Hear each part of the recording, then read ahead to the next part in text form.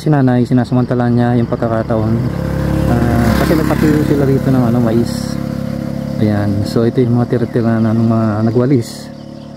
At ayan, yung isang tumpok na yan, marami na yan kung iisipin mo, no.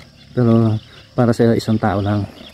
Pero yan, marami pa rito, kaya sinasamantala lang niya. Ayan, okay. Morning po, magandang umaga. Hindi yata marunong ng Tagalog. Okay, so wala, yan lang pala yung naipon niya. Okay, so anyway, yan.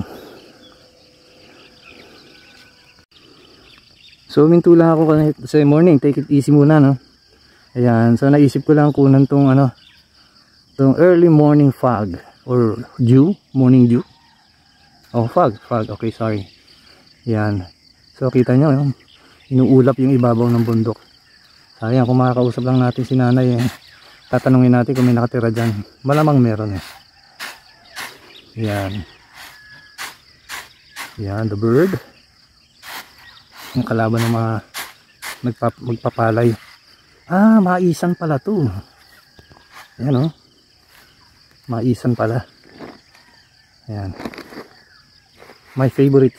Actually ang breakfast ko is 2 pirasong mais para masarap, madaling umalis ng hotel, walang problema.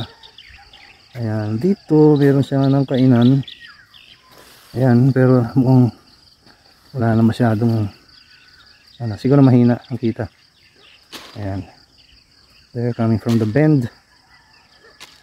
Ayan, alright, so siguro magsisimula na tayong luma. So here I am, dun ako papunta. Okay. Wala na kaming pansinan, pareho kaming ghost. Pareho kaming ghost mode. Alright, so may daan pala ron, yan. Ayun, bumabaran.